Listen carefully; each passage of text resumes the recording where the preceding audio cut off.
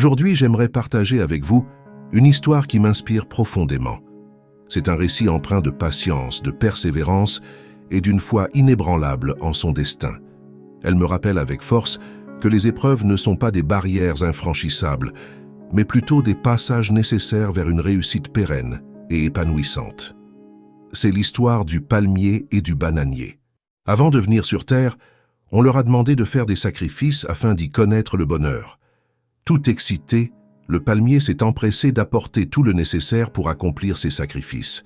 Le bananier, lui, a refusé, trouvant cela inutile. Il se disait qu'avec ou sans ses sacrifices, il s'en sortirait une fois sur Terre. Les deux descendirent sur Terre au même moment et prirent place. En moins d'un an, le bananier avait déjà grandi et commençait à porter des fruits, tandis que le palmier ne mesurait pas plus de 50 cm. Le bananier se moqua alors du palmier. « Moi, je n'ai rien fait avant de venir sur Terre, et pourtant je porte déjà des fruits et j'ai même des enfants. Toi qui as suivi toutes les prescriptions du ciel, te voilà encore à ce stade. Entre toi et moi, qui est le plus à l'aise maintenant ?» Le palmier, honteux et choqué par ces paroles, commença à désespérer. Il se dit « Même celui qui n'a rien fait avant de venir sur Terre est plus heureux que moi. Pourtant, j'ai suivi toutes les recommandations du ciel, comment est-ce possible ?» Désespéré, il alla consulter le Fa pour comprendre pourquoi il n'évoluait pas. Orunmila lui répondit « Sois patient, aie confiance en ton destin, tout se mettra en place, en temps voulu. » Rassuré, le palmier retourna chez lui. 4 ans plus tard, le bananier avait déjà donné plusieurs générations d'enfants. Il s'était développé et comptait des centaines de rejetons. Ce n'est qu'à ce moment-là que le palmier commença à produire un premier régime de noix de palme. Voyant cela, le bananier prit peur. Il réalisa que si le palmier portait ses fruits jusqu'à maturité, il risquait de le surpasser, car chaque régime contenait une multitude de noix. Pris d'inquiétude, il décida d'envoyer le feu pour détruire le palmier. Un jour, un incendie surgit de nulle part et ravagea la maison du palmier.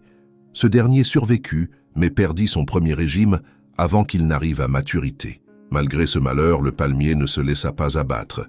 Il se dit « Rien n'est fini tant que Dieu est avec moi. » 2 ans plus tard, le palmier produisit 3 nouveaux régimes. Le bananier, toujours inquiet, envoya à nouveau le feu. Cette fois encore, le palmier perdit tous ses fruits, mais il ne mourut pas. 3 ans après, le palmier produisit 5 régimes, et le feu vint encore les détruire. Complètement abattu, le palmier se lamenta. « On m'avait demandé de faire des sacrifices, je les ai faits, et pourtant, ma vie n'est qu'une succession de malheurs. Pourquoi suis-je venu dans un monde pareil ?» Lorsqu'il reprit courage, il retourna consulter Orunmila. Celui-ci lui révéla « On cherche à t'empêcher d'avoir une descendance, mais ne t'inquiète pas, je vais te préparer un sacrifice. Après ça, plus rien ne pourra t'arrêter. » Orunmila invoqua alors l'ange gardien du palmier et lui dit « Ton enfant est venu en pleurs. Comment se fait-il qu'il ait fait tous les sacrifices nécessaires avant de venir sur Terre, et pourtant, il ne parvient pas à croître? Trouve-lui une solution. » L'ange gardien alla voir la reine des eaux et lui demanda de tracer un cours d'eau qui traverserait la demeure du palmier afin que son environnement reste constamment humide et frais.